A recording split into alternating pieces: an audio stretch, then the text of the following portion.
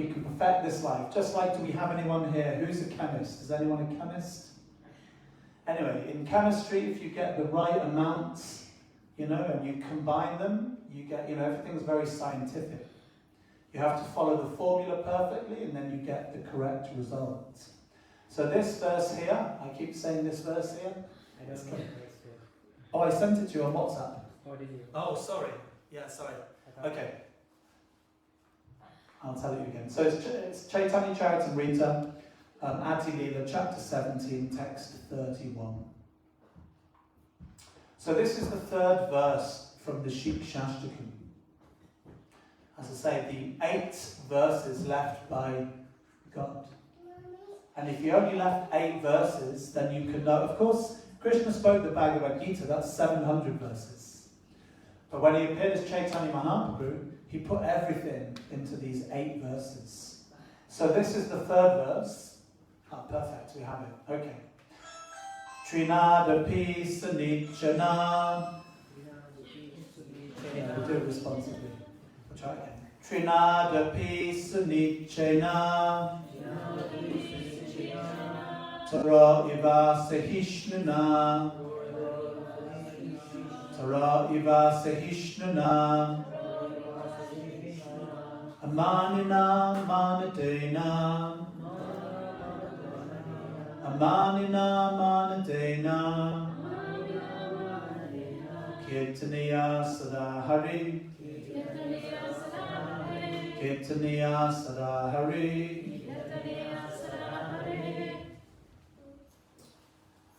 If anyone wants to have a go at chanting it, they can have a go. Trinadapi Sanichana. Tara Iva Sahishnana. Amanina Manadena. Kirtaniya Sadahari. Trinadapi Sanichana.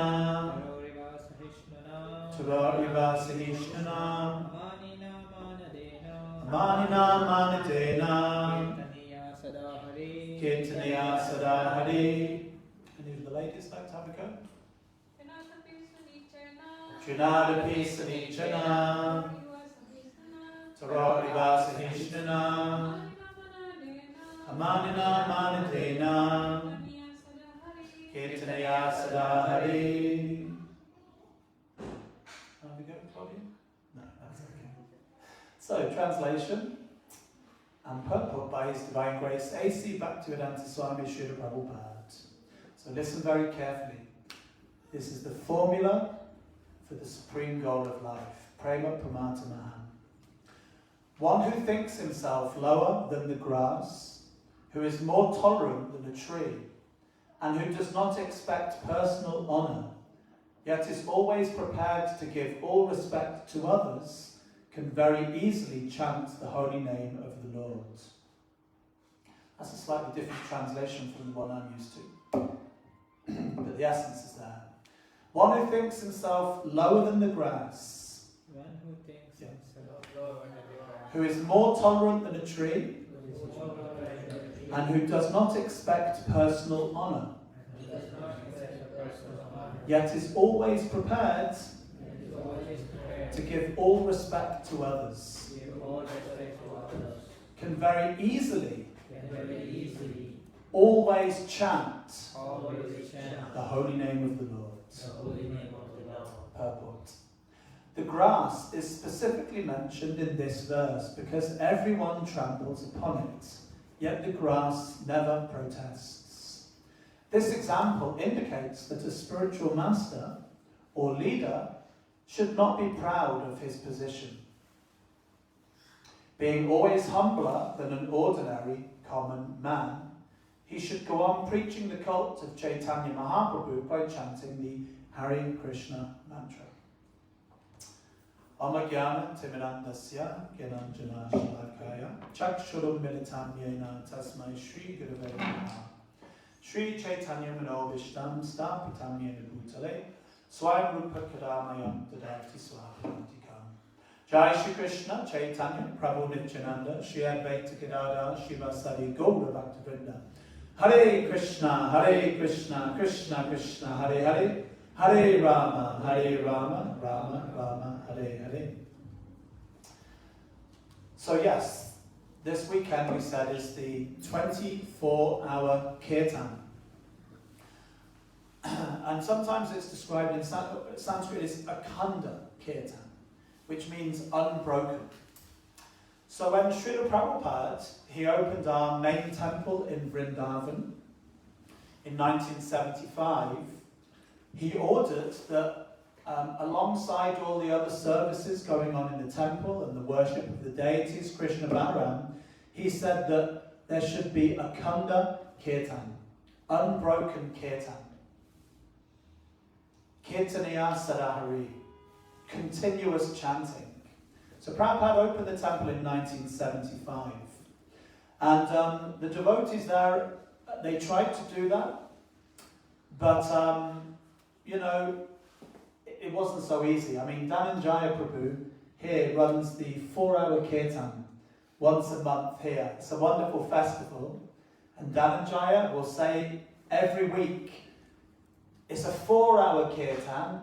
Come along at the beginning for 4 hours of kirtan. And sometimes we turn up, maybe for only an hour and a half, maybe for 2 hours. To get people to come for the whole 4 hours, Dhananjaya, how easy is that? Not very easy. And that's once a month. So you can imagine 24-hour kirtan continuously, unbroken, since 1975. Not such an easy thing to do.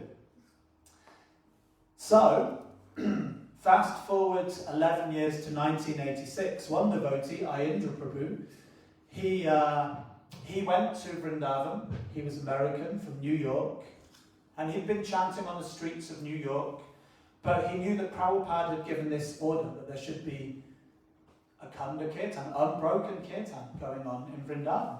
So in 1986 he started alone, and he used to have like some kind of ankle bell type thing on, because he didn't have anyone to play the kartal. So he would play the harmonium and he would kind of bang his leg in time. They used to have them in the streets here in England. You'd have buskers, they would have a one-man band. They play the guitar, they have a big bass drum on the back, and then they would stamp the lead, that would play the bass drum. They'd have a harmonica, and then there would be like a hi-hat or something on the, anyway, it's a one-man band. So he was like a one-man kirtan band. And he got this 24-hour kirtan going in 1986. But eventually, due to his enthusiasm and his inspiration, more devotees started to join him. And so now, since 1986, so that is 40 years, right? 40 years, this kirtan has been going on unbroken for 40 years now. And this inspired devotees all around the world. It created a kind of a kirtan revolution. And then devotees over here, they became inspired, and they started this Birmingham 24-hour kirtan some years ago. And to start with, there was just a few of them. We've done... 1998.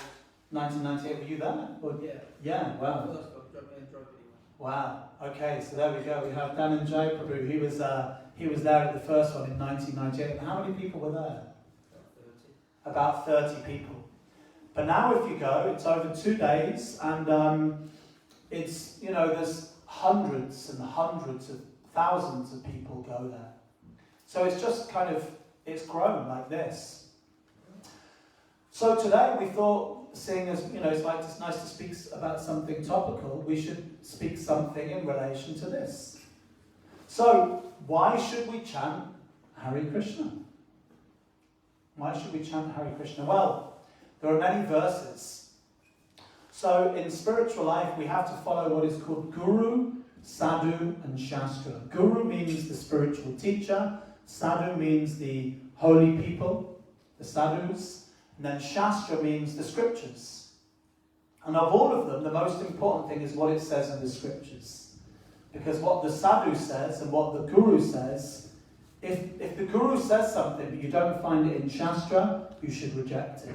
If the sadhus say something and it's not found in Shastra, you should reject it. Everything is based ultimately on the scriptures.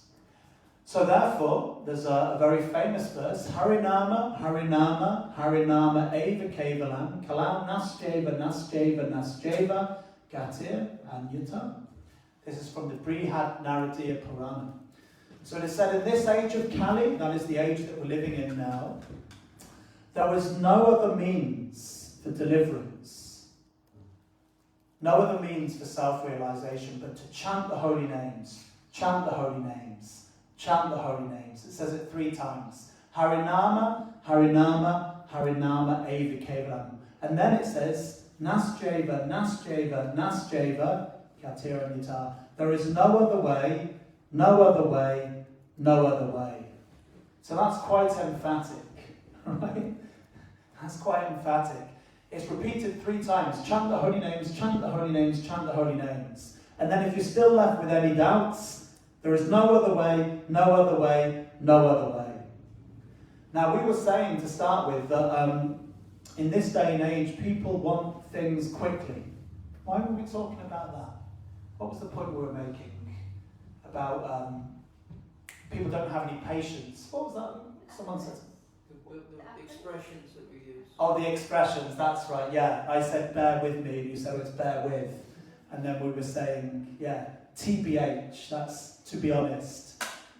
Or, I know there's so many. You probably know better than me.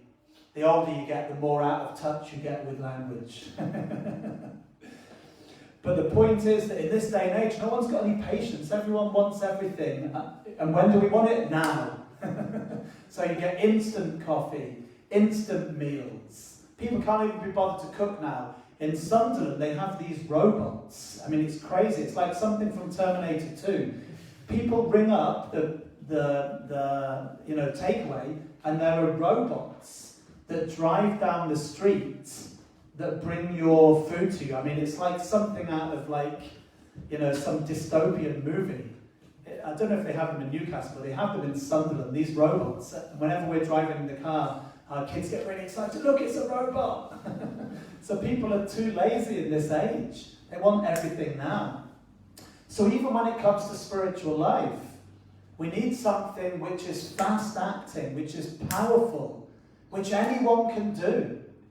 Anyone can chant Hare Krishna. Even my children, my daughter's 3 years old. She can chant Hare Krishna. Hare Krishna, Hare Krishna, Krishna Krishna, Hare Hare. Hare Rama, Rama Rama, Hare Hare. And so therefore we are known as the Hare Krishnas. Strictly speaking, we are members of ISKCON, the International Society for Krishna Consciousness. But if you say to someone, I'm from ISKCON, who's ISKCON? The Hare Krishnas. Oh, I know the Hare Krishnas, because we chant Hare Krishna in the streets. We chant Hare Krishna in the temple.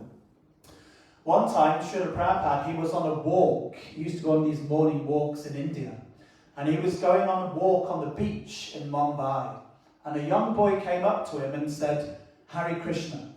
And Prabhupada said, just see, this Hare Krishna has spread all around the world and it is a household name. And they were like, but Prabhupada, what do you mean it's all around the world and it is a household name? He said, yes. He said, if you take 1 grain of rice, if you cook a pot of rice and you test 1 grain of rice, if that 1 grain of rice is cooked, you know that the whole pot is cooked. You don't need to check all of them. So he said, yes, just see this boy, he is not a member of our organization, but he has come and he has seen us and he has said, Hare Krishna. He said, therefore, this is a sign that this Hare Krishna is spreading all over the world and it is a household name.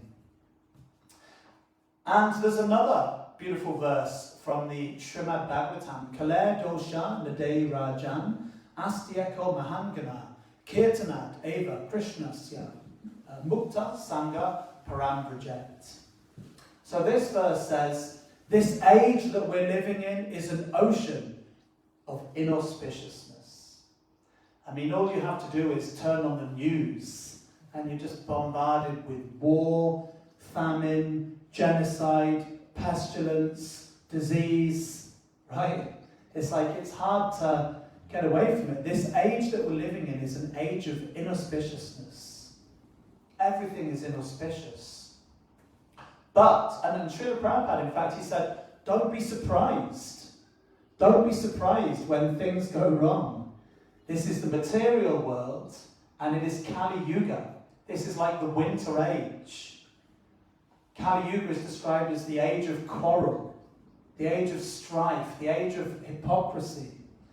It is said in the Srimad Bhagavatam that in Kali Yuga, people are short-lived, lazy, misguided, and above all, always disturbed.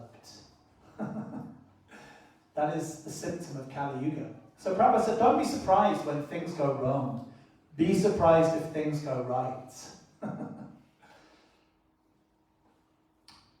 So there is an ocean of inauspiciousness, but there is one good quality in this age, and that is simply by chanting the Hare Krishna mantra, Hare Krishna, Krishna Krishna, Hare Hare, Hare Rama, Rama Rama, Hare Hare. One can cross over this ocean of inauspiciousness and go back home, back to Godhead, back to the spiritual world. And it's described that something which is an ocean, how easy is it to cross over an ocean? It's not easy. But when one starts chanting Hare Krishna, that ocean becomes no more than the size of the water contained within the hoof print of a calf. A little calf, puts its foot in the ground. It's a tiny little hole. That gets filled with water. So that ocean of inauspiciousness becomes no bigger than the water contained within a calf's hoof prints. And why is that? Why is this chanting of Hare Krishna so powerful? Again, another nice verse. Kali Kali Nama Rupe Krishna Avatar Nama Hoite Haya Sava Jagata Nishta. In this age of Kali, the holy name of the Lord, the Hare Krishna mantra, is the incarnation of Lord Krishna. Simply by chanting the holy name, one associates with the Lord directly. Anyone who does this is certainly delivered. So this Hare Krishna mantra is an incarnation of the Lord. The Lord and his name are one and the same. There is no difference. Prabhupada would give the example, if you chant Coca-Cola, Coca-Cola, Coca-Cola, Coca-Cola, you can try it, don't take my words for it, you can make an experiment, Coca-Cola, Coca-Cola, Coca-Cola, Coca-Cola. All that will happen is you'll get very thirsty. You'll get a dry mouth. It won't quench your thirst. But when you chant Hare Krishna, because in the spiritual energy is absolute. There is no difference between an object and its name. In the material world, there is a difference. There's a difference between a mango and the word mango. Just by chanting mango, you can't taste the mango. But when you chant Hare Krishna, Krishna Krishna, Hare Hare, Hare Rama, Rama Rama, Hare Hare, Lord Krishna is dancing on our tongue. So, generally, when we want to learn something, we need a teacher. We need someone to look up to, someone to follow in the footsteps of. So there is a great personality, a great devotee, who is the teacher of the holy name. He is known as Haridas Thakur. In fact, we named our son after him. He's Haridas. So Haridas Thakur, he was a devotee of Lord Chaitanya, and he was born in a Muslim family. But he was so much addicted to chanting Hare Krishna that he would chant 300,000 names of Krishna every day. Now, that, just to give you some context, that's 192 rounds. Now, those of us who have taken vows in the Hare Krishna movement, we take a vow to chant at least 16 rounds. So one round is 108 beats. So we chant Hare Krishna, Krishna Krishna, Hare Hare, Hare Rama, Rama Rama, Hare Hare, Hare Krishna, Hare. So when you go all the way around 108 times, that's one round. So 16 rounds takes something in the region of about 2 hours. Now he chanted 192 rounds a day. Now I couldn't do that. I've chanted 64 rounds a few times. Okay, put your hands up here. Who here has ever chanted 16 rounds? Put your hands up. Who here has ever chanted more than that? Put your hands up if you've chanted 25 rounds before. Put your hands up if you've done 32 rounds. Put your hands up if you've done 50 rounds. Put your hands up if you've done 64 rounds. Now I bow out there. Has anyone done any more than 64? Dan and Jai, what's the most you've chanted in one day? 70. And do you remember how long it took you? It's a long time. I think it was on an occasion. Yeah. It takes, I mean, did I switch this off? Oh, here you go. I think it's gone off. Yeah, so to chant 64 rounds takes about 8 hours. So if you times that by 3, that's 192 rounds, and at that pace, that's 24 hours. So Haridas Thakur, he was chanting 192 rounds every day, but he also found time to associate with devotees and to take prasadam. He was chanting a bit quicker, but even so, 192 rounds. And he was so much addicted to chanting Hare Krishna that the government officials who were, from the Muslim tradition, because he'd given up his religion, they said, if you do not stop chanting Hare Krishna, we will have to execute you. So they beat him, thank you. They beat him in 22 marketplaces. They whipped him. And usually, getting whipped in 1, maybe 2 marketplaces at the most, the person would die. They would leave the body. The pain was so intense. And he was whipped and beaten in 22 marketplaces. And he was just chanting, Hare Krishna, Krishna, Krishna, Hare Hare. And he was actually praying to Krishna, please forgive these people whipping me. Please forgive them. He had so much compassion. And they said, why won't you stop chanting? And he said, even if you cut my body into thousands of pieces, I will never stop chanting Hare Krishna. And the local government official, he became envious of Haridas Thakur because he was getting so much, people were like, wow, there's a saint amongst us. He lives in a cave. He just chants Hare Krishna all day long. People were going and giving him food and, giving him gifts and things. So the officials, they became envious of him. So they concocted a plan. How can we, defame this person? Let's cause him to fall down from his spiritual life. So they sent a prostitute to go and entice him. And this prostitute was Maya Devi herself. This is the Lord's illusory energy. She's a servant of Krishna, but she has a particular function, which is to test our sincerity. Do you want material enjoyment, or do you want Krishna? Do you want, material happiness? Do you want to satisfy your senses, or do you want to satisfy Krishna's senses? So Maya Devi herself went to Haridas Thakur, and she said to him, please, you're so beautiful, you're so handsome, you're so youthful, you're such a wonderful person, I would like to enjoy with you.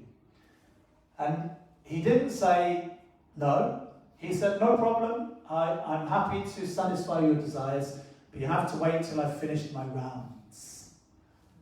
So she just sat down in the corner and Hare Krishna, Krishna, Krishna, Hare Hare, Hare Rama, Hare Rama. Hours are going by, she's looking at her watch. When is he going to finish his rounds? And then it cuts to morning rise, it's sunrise in the morning. And he said, I'm so sorry, I didn't get to finish my rounds, but come back again tonight. Come back again tonight and I will satisfy your desires. The same thing happened again. He didn't finish his rounds. He carried on chanting. She came back the 3rd night, and eventually she became purified by hearing his chanting. That actually she became a devotee and she apologized. She said, I'm so sorry, I came here, I was sent here to try and distract you, to defame you. And he said, it's okay. He said, I knew that. I knew that on the 1st night, but I wanted you to come back every night just so that you would be purified by hearing the chanting of the Hare Krishna mantra. And then she became a devotee. she shaved her head, and she stayed in this cave and she just chanted all day and night to the Tulsi plant. Such was the power of Haridas Thakur. He had the power to convert even the Lord's illusory energy. Now, Bhaktisiddhanta Saraswati, Srila Prabhupada's spiritual master, he said if one cannot chant 64 rounds a day, one is no better than an animal. If you cannot chant 64 rounds a day, you're not a human. So I'll put my hands up, I'm an animal. So when Srila Prabhupada, he first brought this Hare Krishna movement to the Western world, he had his first followers, his first disciples in New York. He said to them, chant 64 rounds. And they said, we cannot chant 64 rounds, Prabhupada. It is impossible. He said, okay, 32. 32 rounds. Now that takes about 4 hours, something like that. They said, Prabhupada, we can't chant 32 rounds. He said, okay, 16 rounds and no less. 16 rounds and no less. That's what Prabhupada said. 16 rounds takes about 2 hours every day. And generally we rise early in the morning, we chant those rounds in what's known as the Brahma Muhurta. That means the auspicious time, about an hour and a half before sunrise. That is a very auspicious time. It's a fortunate time to do anything. Even people who are like CEOs of big companies, they know about this. They call it the 5 o'clock club. You know, you can go on. There are many people that get up at 5 a.m. in the morning, but they're like working out or, you know, whatever it is, taking a cold bath, and that's great. But best thing is to chant Hare Krishna. So Prabhupada said at least we should chant 16 rounds. So I would advise all of you, if you're not chanting 16 rounds, that's okay. But make a start. Try and chant 1 round a day. It takes about 7 or 8 minutes, at most 10 minutes. Somewhere between 7 and 10 minutes to chant 1 round. You can buy a set of beads. We have them in the gift shop. You can buy a set of beads. They're like £3.50. It doesn't cost much. But what you stand to gain from chanting is priceless. There's nothing more precious than the holy name of Krishna. Now, one time, one of Srila Prabhupada's students, Malati, she was in hospital. She wasn't well, she'd had an operation. And Srila Prabhupada came to see her.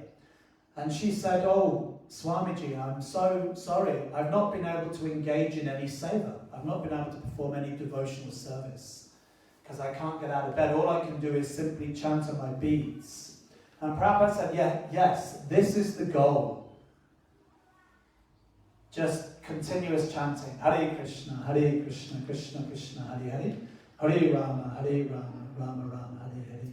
He said, but you, my students, you are so restless that you cannot just sit down in one place and chant Hare Krishna. Therefore, I have created so many services for you to do. So therefore, the general process is that we chant on our beads. You can start off chanting 1 round a day, and you can gradually increase 2 rounds a day, 3 rounds a day, and you can come up to this platform of 16 rounds. But wherever you're at, make a start. If you chant 1 round a day, that'll be the best 7 or 8 minutes that you will spend. It's like putting an investment. If you put money in an investment bank, that's all. People are into like trading nowadays. You know, you go on YouTube and there's so many like advertisements for like, put your money, you know, in this trade, you know, put it in the, oh, I don't know what it is, but you know, if you put your money in this bank, investment bank, you know, within 2 months' time, you know, if you put £100 in 2 months' time, you'll have 1,000, you know, and then exponential interest or whatever it's called, you know, you'll have £1 million, right? So this is the best. If you invest your time, that's the best, that's the highest thing, is your time. No one can buy back time. Time is the most precious thing. If you invest your time in chanting Hare Krishna, even 1 round a day, 7 or 8 minutes, that will bring you back unlimited return. What is that? Return on investment, ROI. You will get unlimited ROI on chanting Hare Krishna.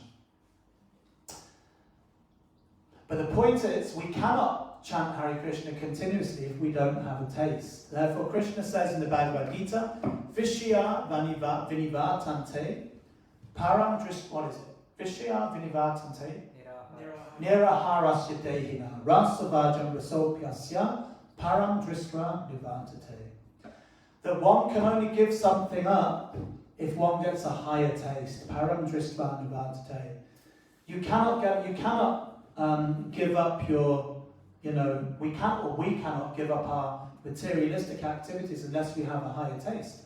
But that taste comes from chanting Hare Krishna. Now we're going to open this up now. Chanting Hare Krishna, this is an important point, is not an activity. It is a lifestyle. So you can chant Hare Krishna on your beads, but in other words, just like, let's say you're an athlete. Now if you're an athlete and you're training all the time, but as soon as you get back from training, you just eat like 5 vegetarian burgers, 5 vegetarian, hot dog sausages, 3 pizzas, a can of Coke. It's kind of like, it's not the best lifestyle to achieve your best. Yes, you're doing the training. Yes, you're chanting Hare Krishna, but there are things which are favourable to do for a lifestyle, and there are things which are unfavourable. So can anyone think of something favourable? What helps us in our lifestyle to chant Hare Krishna? Anyone have an idea? Could be anything. Being a vegetarian, yeah, because you are what you eat. That affects your consciousness. Rising early in the morning, so you can chant in the Brahma Muhurta, yeah. What else? Avoid intoxication. Stop taking lots of intoxication. Avoiding, sorry, I'm just joking. Avoiding intoxication, yes. Yeah. How can you focus your mind? Intoxication, it either does one of 2 things. It either overstimulates your senses or it clouds your mind. You cannot focus on Krishna if you have you take intoxication. What else? Associate, yeah. Associate with who? With devotees, yeah. If you associate with drunkards, there's a good chance you'll become a drunkard. If you associate with people who are into the stock market and they're always investing, you'll probably be convinced to put some money in an investment bank. If you associate with devotees, you become a devotee. If you associate with people who are chanting Hare Krishna, that will wear off on you. It's like contagious in a good way. Hi there, Hare Krishna. If someone has a cold or a flu, if you associate with them, you get the flu. And Krishna says in the Bhagavad Gita, Sangat sanjayate karma, that your desires develop according to your association. So yes, if you associate with devotees, you become a devotee. What else is a favourable thing we can do in our life that will help us?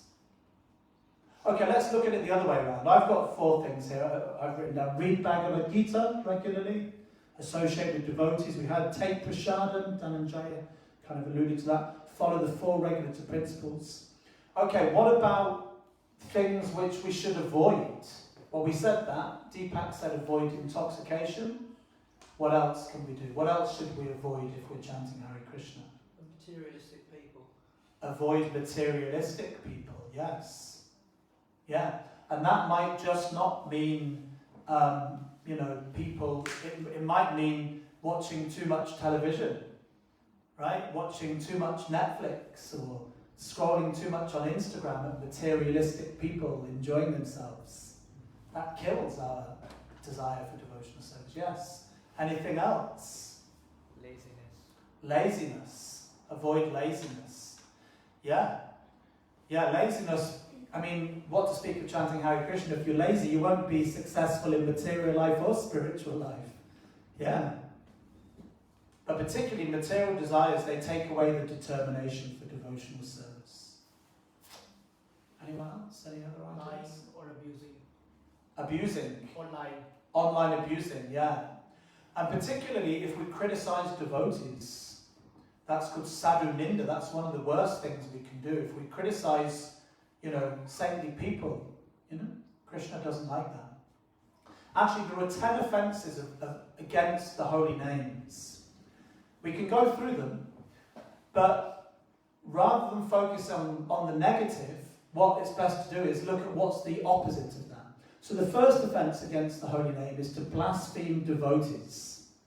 who've dedicated their lives. So what's the opposite of blaspheming a devotee? Glorify devotees, yeah.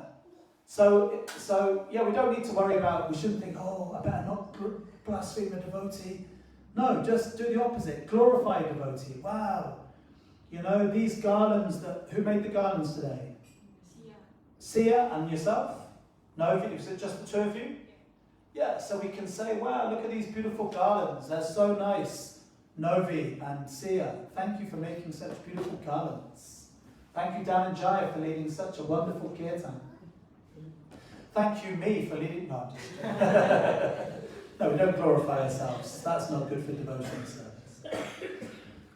Okay, the second one is to consider the names of demigods like Lord Brahma or Lord Shiva to be independent or equal to the holy name of Lord Vishnu.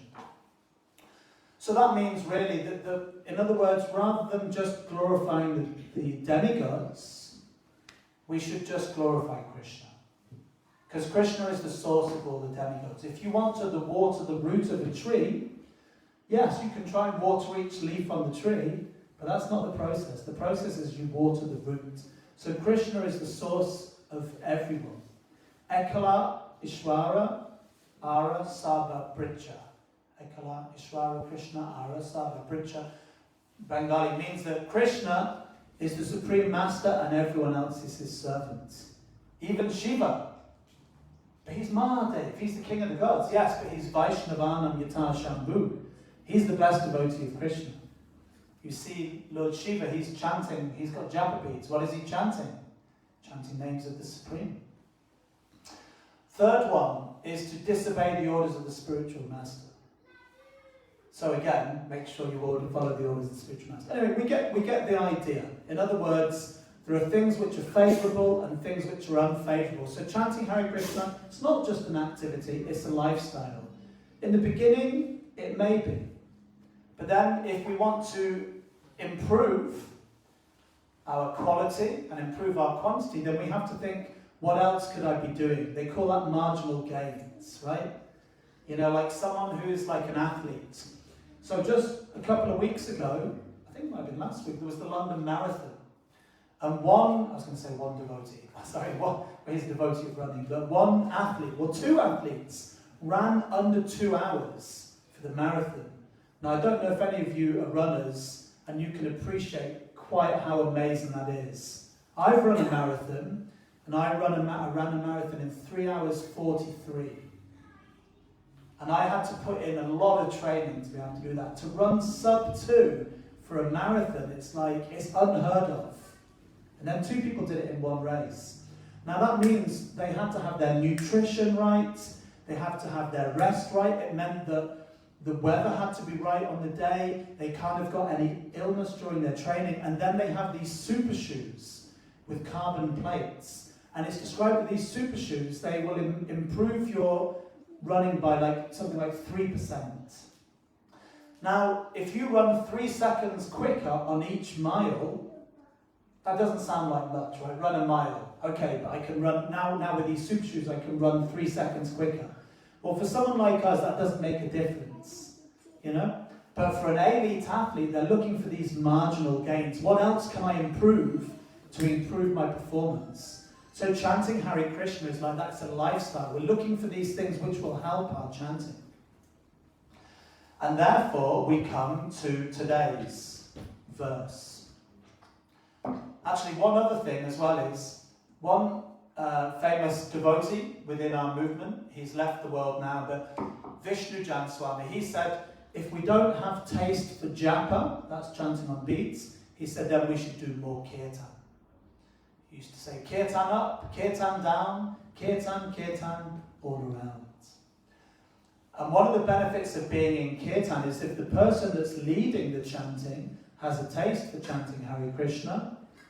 I don't want to embarrass him, but Dhananjaya Prabhu has been chanting Hare Krishna for how many years, Dhananjaya? Not long enough. Not long enough. That's a humble answer. But he's been chanting since about 1978 or something, right? It's a long time. That's almost 50 years. So you cannot chant Hare Krishna for almost 50 years unless you've got some taste. So when someone's leading the chanting who has a taste, when we hear that, that has an effect on us. You know? It's like, wow, oh, this chanting Hare Krishna is good, you know? So we should be in kirtan as much as possible. That's why they're having this 24-hour kirtan in Birmingham today, and why we're speaking about this. Now we come to this verse. Trinada pi sanichana, tarora pi sahishnana, amanina manidina kirtanaya sadhari. One should chant the holy name of the Lord in a humble state of mind, thinking oneself lower than the straw in the street. One should be more tolerant than a tree, devoid of all sense of false prestige, and should be ready to offer all respects unto others. In such a state of mind, one can chant the holy name of the Lord constantly. Kirtanaya sadhari. So there are 4 qualities within that verse. Number 1, to be tolerant. Number 2, to be humble. Number 3, to offer respects to everyone. Not just humans, but animals, trees, plants and insects. Offer respects to every living entity. And 4, to not expect any respect for oneself. So we'll try that again. What was 1? Remembrance. No, I'm just testing your memory. Tolerance, yes. 1, tolerance. 2, humble. 3, offering respect. 4, don't expect any respect. Yes. R-E-S-P-E-C-T. That was that song, wasn't it? Respect. So 1, we have to be tolerant. Tolerant like a tree. A tree is so tolerant, it will stand in a field. Some trees live for hundreds of years. If I asked you, Vasu, to go and stand in a field for 3 hours without moving, could you do it? Yeah, I mean, you know, it's not so easy, right? They're very tolerant, and they'll stay there in all weathers. Whether it's lightning, whether it's wind, whether it's snow, whether it's sun. A tree will just stay there. It doesn't protest, it's very tolerant. And not only that, it gives shelter to others. Who's ever run under a tree to get some shade when it's too hot? Or more likely in England, when it's raining, to stop yourself getting wet, right? In India, you go under the trees for shade. Here, you go under there to stop getting wet, right? And sometimes people carve their name on a tree, right? Sometimes kids, when they're younger, they write like their girlfriend, you know, David loves Sarah, you know, they'll carve their name on it, you know. But the tree doesn't protest. Hey, what are you doing? That hurts. No, they're so tolerant. Trees.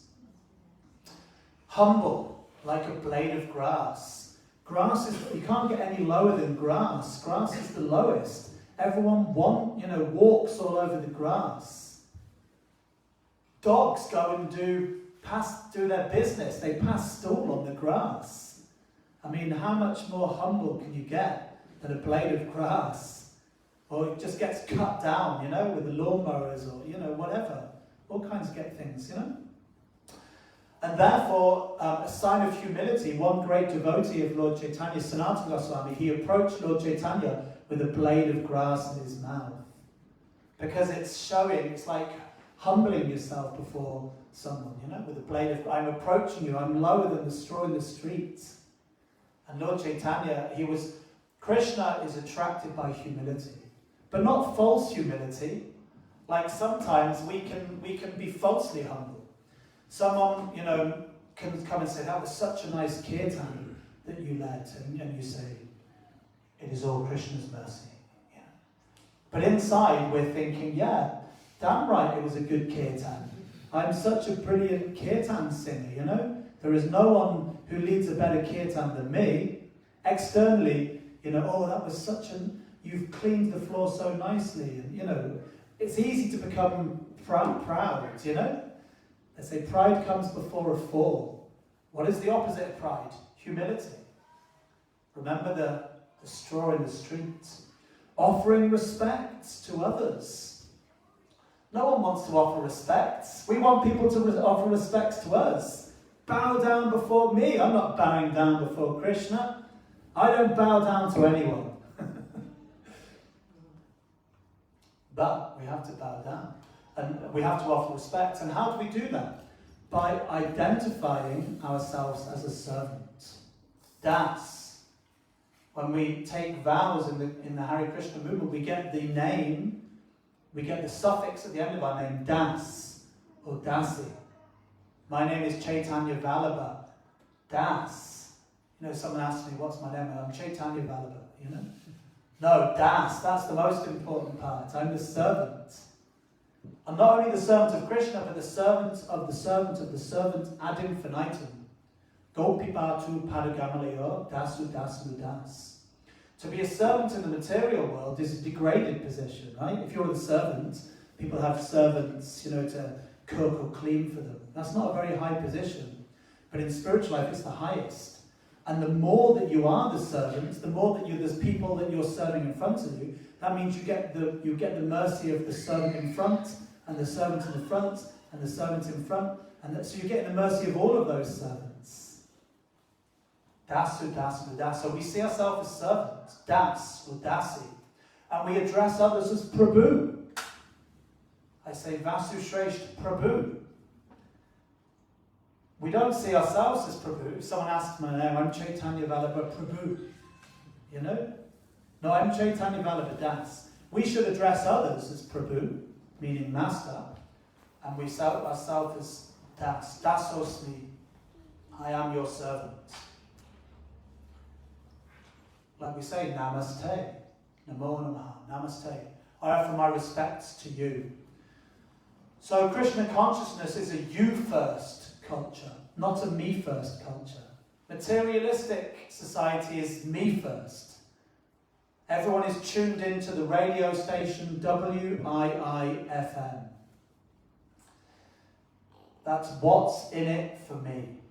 WIIFM. Anyway, some of you won't know what it's like or remember what it's like to tune into the radio. In the old days, before we had Spotify and things like that, Hare Krishna, we used to tune into the radio, and I still remember Radio 1 was 97.9 FM. You used to have to tune into the radio. You'd turn the dial. If you didn't get it quite right, there'd be some interference. So you have to tune in. But yes, in materialistic society, we're all tuned into WIIFM. What's in it for me? Krishna consciousness is a you-first society. And don't expect any respect for oneself. Why? Because even if we've done something good, Krishna says in the Bhagavad Gita, I am the ability in man. If Krishna hadn't given us the intelligence how to do it, how would we know? And generally, we've learned from someone else. You go to university, you have a teacher. And we become proud, oh, I'm a master. Yeah, but because your tutors taught you, you know? Give credit where credit is due. And often we are happy to take the praise, but how often do we want to take the blame? We take the praise when something goes right, but when something goes wrong, it was his fault. It was her fault. We want to pass the buck. So therefore, generally a devotee, Srila Prabhupada, whenever he was praised, he would say, this is all the mercy of my Guru Maharaj. This is all the mercy of my spiritual master. He would take any praise that he got and he would give that to his spiritual master. And then his spiritual master would give that to his spiritual master. And then eventually all the praise goes back to Krishna. Because everything is coming from Krishna. And therefore, sometimes, like we're talking about, expecting respect for ourselves, sometimes we do something and we want people to recognize us, right? You know, after this class, I'm wanting someone to come up and say, that was a really nice talk you gave, Caitanya. That's what I want. I want someone to say, that was a nice talk, right? Or whatever it is, oh, you swept the floor so nicely.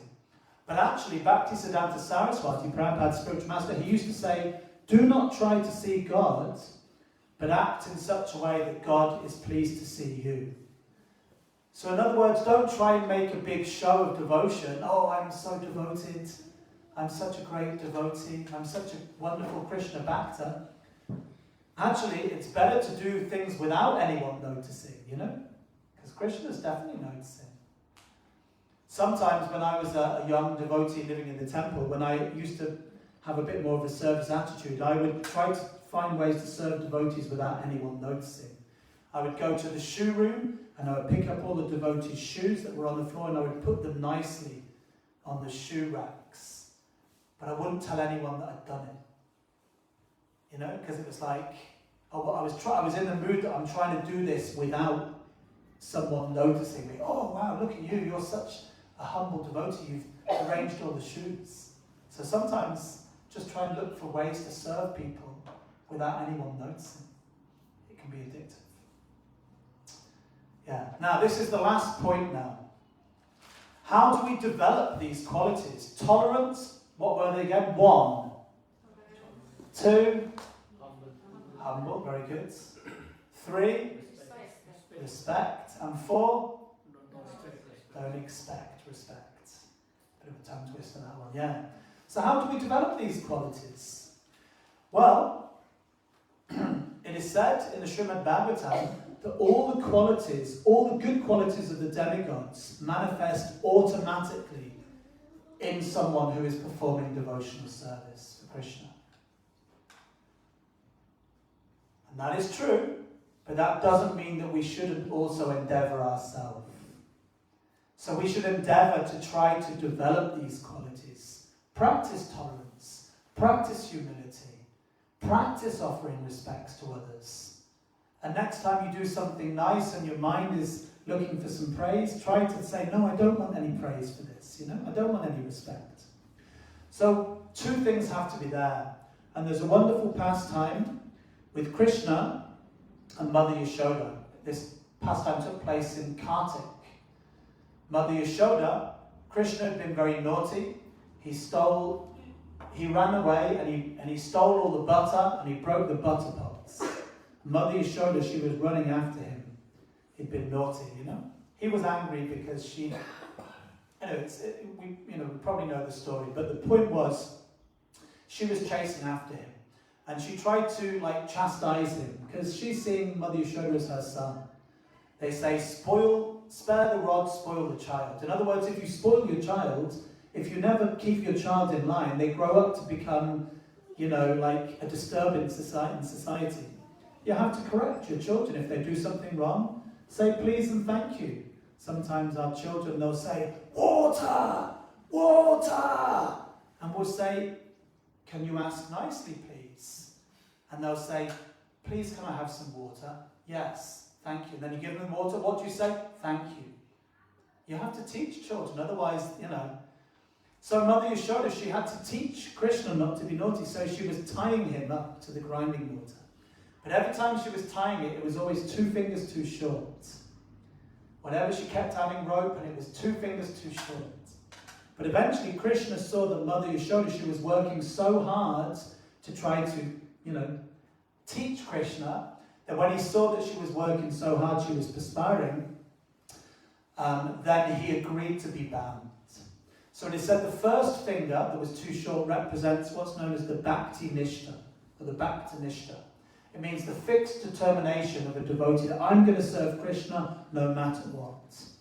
And when Krishna sees that endeavour, then comes the second finger, Krishna Kripa, Krishna's mercy. So yes, these good qualities will develop automatically in someone who's performing devotional service, but we also have to make the endeavour back to Nishta. And then in this way, all of these good qualities will automatically come. One time, this is the last point, one time one disciple or one student of Srila Prabhupada, he approached him, Garga Muni was his name, and he said, Swamiji, he said, all of your students are all bowing down before you.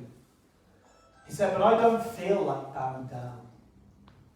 I don't feel like bowing down. And Prabhupada said, bow down anyway, and then the feeling will come. So even if we don't feel humble, just try and act humble. Try and do something humble. These qualities will come. If we make the endeavour, and then the qualities will automatically manifest as well.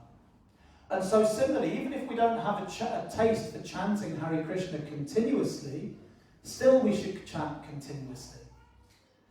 And if we the more we chant, the more we will get this higher taste. So I'm just going to finish now with one little paragraph from a wonderful purport by Srila Prabhupada, and we will conclude with this. This is from chapter 8, text 5 from the Bhagavad Gita. Prabhupada says, if one wants to achieve success at the end of his life, the process of remembering Krishna is essential. Therefore, one should constantly, incessantly chant the Maha Mantra. Hare Krishna, Krishna Krishna, Hare Hare, Hare Rama, Rama Rama, Hare Hare. Now listen to this. Then he says, Lord Chaitanya has advised that one be as tolerant as a tree. Turorapi Sahishnuna. There may be so many impediments for a person who is chanting Hare Krishna. Nonetheless, tolerating all these impediments, one should continue to chant Hare Krishna, Krishna Krishna, Hare Hare, Hare Rama, Rama Rama, Hare Hare. And then he says, yes, so that at the end of one's life, one can have the full benefit of Krishna consciousness. Srila Prabhupada ki, Shri Hare Krishna Maha Mantra ki, Shri Panchatattva ki. So we will ask, thank you very much for your patience and your tolerance and your humility. And we will ask now, are there any questions or any comments or any reflections? That means something that you've heard that has stood out in your mind that you're going to take away with you. That's a reflection. So are there any questions, comments, or reflections? And if there's no questions, that means you're all fully convinced and you're all going to go away from here and chant 64 rounds. Okay, Saxena and then Vasu, yes. Okay, Vasu. All right, okay, Vasu. As you were emphasizing in the lecture, Prabhu, thank you for the wonderful class. Thank you. That we need to be more tolerant than a tree. And sometimes there may be certain situations where we lose our tolerance and it might come to a point where I cannot tolerate it anymore. So what should we do in those situations? That's a very good question. So for those who perhaps didn't hear, either in the audience or online, Vasu asked that we're supposed to be tolerant, but sometimes we come to a place where something is just intolerable for us. And what should we do in that circumstance? Well, firstly, we should understand that not even a blade of grass moves without the will of Krishna. Everything that happens is a perfect and complete arrangement. And therefore, Krishna is trying to teach us something. So whatever situation we're in, Krishna has arranged that perfectly for us to learn something. And maybe he's learnt it, he's put us in that situation to develop tolerance, where we're not very tolerant. Maybe he's helping us to become stronger in an area where we need to be stronger. Maybe he's helping us to develop, to give something up that we're attached to. But sometimes on our own, we won't realise that. So therefore we should approach other devotees. Approach senior devotees. We can approach our peers, but we can also approach devotees who are more advanced than ourselves and say, Prabhu, I'm in this situation and I'm finding it really intolerable. What should I do? So that's another thing. We should associate with devotees and inquire from them. And be prepared to act on their advice, because that's another thing. We may ask a question, but are we prepared to accept the answer?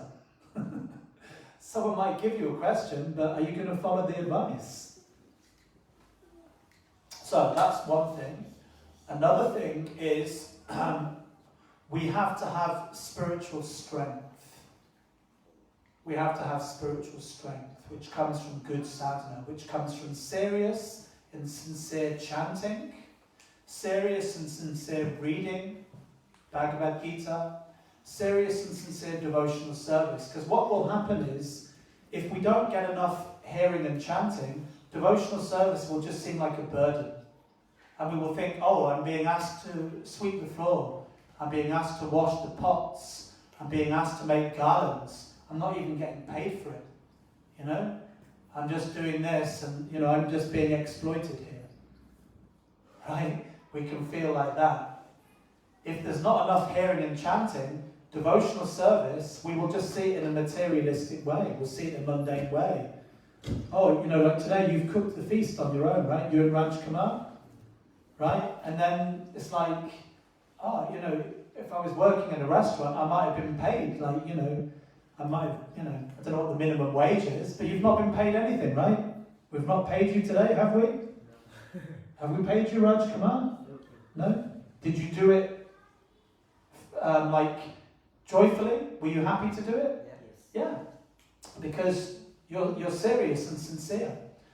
So we have to get good hearing and chanting, we have to have good association, and we also should understand that this is an arrangement by Krishna.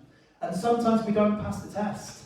Sometimes Krishna puts us in a situation where we're supposed to be tolerant, and we lose our tolerance. I find that on a daily basis with my children. Quick, put your shoes on, we're late. And it's like, and then you realise, I lost it. I didn't pass the test. So Krishna keeps putting us in that situation again and again and again until we pass the test. So it's actually Krishna's mercy. He's giving us a chance to pass the test. Is that okay? Does that answer your question? Yes. Thank you. That was a nice question. Anyone else have any questions or comments or reflections? Dhananjaya Prabhu. I just wondered if you could explain, you were talking about chanting, I just wondered if you could explain about the mood in which we chant, the mood in which we're supposed to chant, because you could just do it, mechanically, or, you can do it carelessly, you can do it while you're, looking at other things, or reading, or talking to people, or something like that. Thank you. That's a really good question, because we spoke about that there are things favourable for chanting Hare Krishna and things which are unfavourable. So Dhananjaya asked, what is the particular mood that we should be chanting in? So yes, if we chant in the right mood, we get a better result than if we chant in the wrong mood. So Srila Prabhupada said that we should chant in the mood of just like a child crying for its mother. And what he meant by that is when a child is crying for its mother, it is completely dependent on the mother, particularly a baby. When a baby's first born, it can't do anything. Can't even smile for the first 6 weeks, Can't do anything. I remember when we first had our son, we were putting him to bed at night, and we were worried, what if he rolls over in the middle of the night and he won't be able to breathe, and what if the blanket gets... It was like you're scared to start with, actually, because the baby can't do anything. It can't even hold its head up. When you first pick up a baby, you have to support the head. Otherwise the head falls down. So if you don't know that, it's like... So a baby is completely dependent upon the mother. So we have to chant in this mood that I'm completely dependent upon you, Krishna. So this is one way, and also that when we're chanting, we're actually praying to Krishna, please engage me in your devotional service. Prabhupada translated the chanting of the Hare Krishna mantra as, O my Lord, O energy of the Lord, please engage me in your devotional service. So we're chanting in the mood of a servant. So don't be surprised if you've chanted Hare Krishna and then someone comes to ask you to do some service. You may be chanting Hare Krishna and then says, Prabhu, can you go down and wash the pots? No, I'm chanting, I've got to finish my rounds. Hare Krishna. I remember that sometimes in the temple. There'd be some service, and devotees like, can you come and do this service? No, I've got to chant. Yeah, well, Krishna's answered your prayers. You're chanting, Krishna, please give me some service. Krishna, please give me some service. Please engage me in your service. And then someone comes along and says, would you like to do some service? No, sorry, I've got to chant. So we should understand that we're asking Krishna, please accept me and please engage me in your devotional service. And also that we're chanting in a mood of we're trying to please Krishna. Whether it pleases us or not, the point is it's pleasing to Krishna. And if Krishna's pleased, we will automatically be pleased ourselves. Is that okay? Does that answer your question? Would you like to add anything to it? Thanks, Dhananjaya. Nice question. Saxena and then Deepak. Yes. Take 2 minutes. In 1960, retired government servant with the name Keshav Prasad. He was secretary to Government of India. So can I just ask, is the question related to the class? So he started uninterrupted. Krishna chanting. Uh-huh. Lasted for a good few years. There is a locality of the Muslims there. They didn't like what he did is anybody could go there. So they keep chanting, never stop. Uh-huh. And there used to be a chaat wala, the mobile potato, lemon, and things. So he used to serve people going. So one day they found this stuff and he threw the knife to the killed him. So just as he felt that to stop these people, they had in 24 places. Then he got this group of them, then for to put in my relative in a LIC life corporation and life in a Indian corporation as option. So he moved to Krishna colony there. So they became a bit nuisance. So the only alternative was to make, at the present, last 10 years, they made a Hanuman temple where he was killed. And the monkey, okay, they climb there. So they, wherever they see the Pratibindam image of Hanumanji, they come there. So So they became purified by the chanting. The monkeys. Yeah, they think the monkey, their kid, they ran away. Yeah. Yeah, it's the fact, chanting Hare Krishna, when Lord Chaitanya chanted in the Jarikanda forest, all the animals came and chanted and danced. It's described that the tigers started chanting and dancing, the deer started chanting and dancing. Such was the potency of Caitanya Mahaprabhu's chanting. So when we chant, if we chant loudly, we are chanting for the benefit of all living entities. Thank you. Deepak. Yeah, Hare Krishna Prabhu, thanks for this. Thank you. So my question was like, as we mentioned, we always cross-reference all the Guru, Sadhu and Shastra. Yes. Spiritual master and the devotees and then scriptures. Yeah. But what in current scenario, some part of Shastras are lost, like not available for us. So if, as you mentioned, if something comes from a Guru, is that every time necessary to cross-check that in the Shastras, because that's a bit difficult. Well, yeah. Well, so thank you. Nice question. So your question is that because we're supposed to follow Guru, Sadhu and Shastra, Shastra means the scriptures, but your point was that maybe we don't have all the scriptures and therefore every time that someone says something, should we cross-check it? So, well, firstly to your first point, Srila Prabhupada has translated Bhagavad Gita, Srimad Bhagavatam and Chaitanya Charitamrita. And everything is there within those three Shastras. We don't need anything else other than those. And he's also given like Bhakti Rasamrita Sindhu. So I would say to your first point, we do have everything we need as Gaudiya Vaishnavas. We may not know each esoteric verse in all that, but the point is that the Srimad Bhagavatam is the natural commentary on the Vedanta Sutra. So Vedanta Sutra means the end of all knowledge, right? And Krishna says, Vedaischa Sabha Aham Eva Vejo Vedanta Krid Veda Vid Eva Chaham. That I am to be known, by all the Vedas I am to be known. Indeed, I am the goal of the Vedas. So I would say we do have everything we need. We don't need to know each, okay, there's so many verses in the Mahabharata or this or that. But we do have Bhagavad Gita, Srimad Bhagavatam, Chaitanya Charitamrita.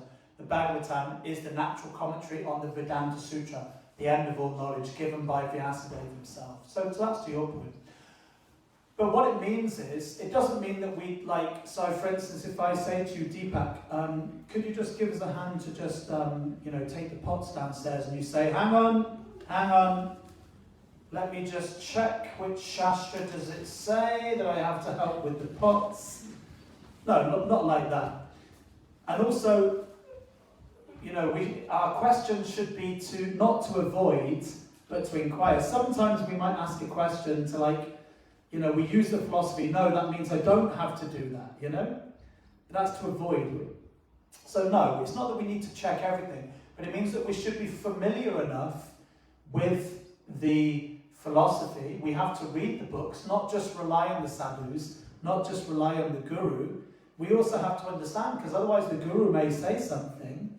Like Prabhupada says, if you're looking for gold, you need to know what gold is. Otherwise, I can come and say, here's some gold, give me £100,000. So if you don't know what gold is, you could be tricked. So you need to know. You need to become familiar with the philosophy. You need to understand the philosophy. And then when the Guru says this, you know, yeah, that is in line. But not that we have to check up every individual thing. But yes, if we don't know, we can ask the sadhus, we can ask the devotees, we can ask the Guru. But we should also, the onus is also on us to know the philosophy as well. Does that make sense? Yes. Thank you. Okay, we better stop there. Oh, okay, one last question from Rajkumar. Like some people's they're afraid to chant the Mahamantra because they are eating the non-veg, emptying the alcohol. At that time they are postponed. When I purify, I will do the Mahamantra chanting. It's good repeatedly. Then what they do, chanting with eating the non-veg, drinking alcohol. Yeah, so some people, because the holy name is non-different from Krishna, they feel too impure to chant. Right? Oh, I can't chant Hare Krishna because I'm eating non-veg or I'm drinking alcohol. Sometimes when we go out on the streets, we give people a book. They say, no, I can't touch the book. I've eaten non-veg today, right? But the point is, that's all the more reason for you to take the book. No, I'm too... It's like, for instance, you go into a hospital. Here's some medicine. No, I'm sick. I can't take the medicine. I'm sick. I can't take the medicine. No, that's why you take the medicine, so you become well. So if you say like that, I'm not going to chant Hare Krishna because I'm sick. No, take all the more reason to take it. You need to chant it more. So in the same way, it doesn't matter. Our karma, sarva karma va, moksha karma udaradi, tivrena bhakti yogena, yajita purushamparam. Whether one is free from material desires, our karma, whether one is full of material desires, whether one is desiring liberation, one should worship Krishna. So whatever situation we're in, we should all chant Hare Krishna. And don't let what you can't do stop what you can do. Right? I may not be able to give up eating meat right now, but I can still chant Hare Krishna. I may not be able to give up smoking, but I can still come to the temple. Don't let what you can't do stop what you can do. And if you keep doing the things that you can do, eventually you'll be able to do the things that you can't do. Does that make sense? Dhananjaya. I just wanted to add that when I met the devotees, first of all, I apologised for not being religious, because I was an atheist at the time, and I felt uncomfortable, and they said it doesn't make any difference. So you just know that anybody actually can take up this process. You don't have to be nominally religious. You don't have to practice any. I didn't practice any of those principles that we do now. So, and I definitely wasn't saintly before I came to it. I'm not saintly now. Thank you. That's a really good point, actually, because even like we're talking about how we shouldn't be chanting with any mood of we shouldn't be expecting respect. That sounds like we have to be a saint. No, we're not. I'm not a saint. I do want I'm not tolerant. I'm not humble. I don't like offering respect to others, but I do want lots of respect for me, right? So in other words, I'm ill. So therefore, I should be in the hospital. So this is like the hospital, the spiritual hospital.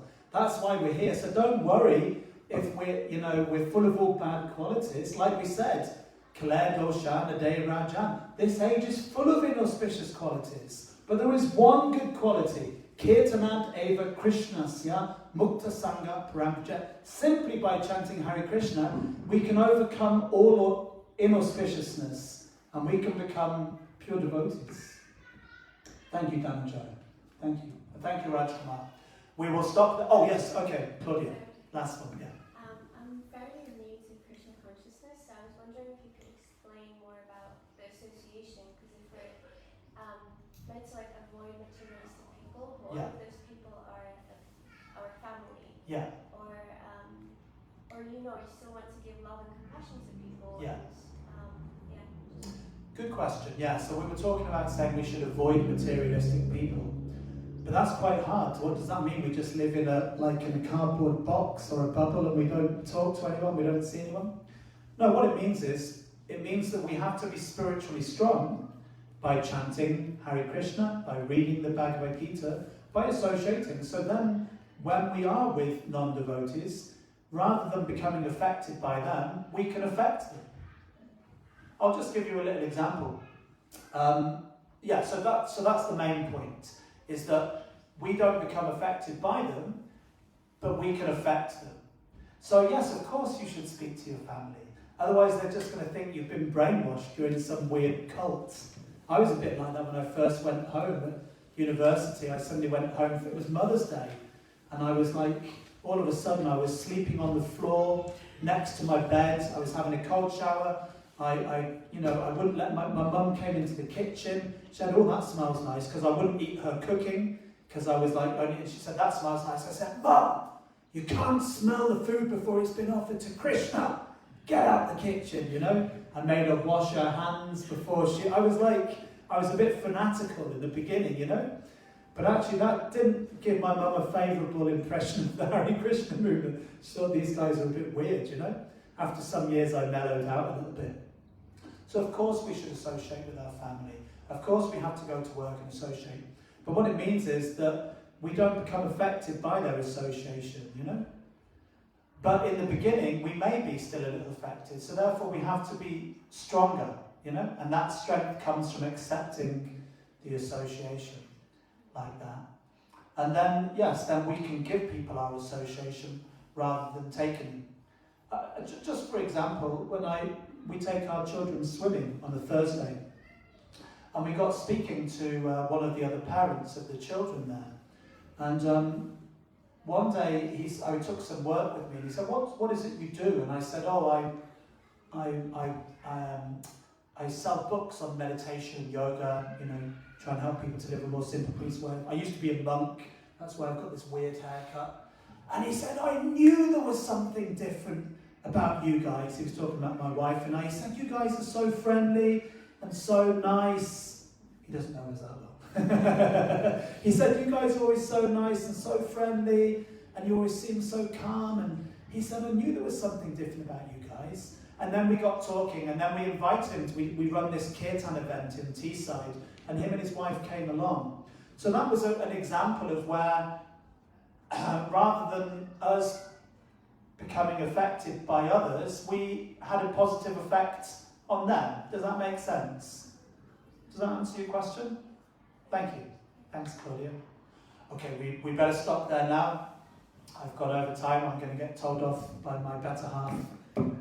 Okay, Srila Prabhupada ki, Sri Sri Panchatattva ki, Hare Krishna Maha Mantra ki, Nitai Gaura Premanande.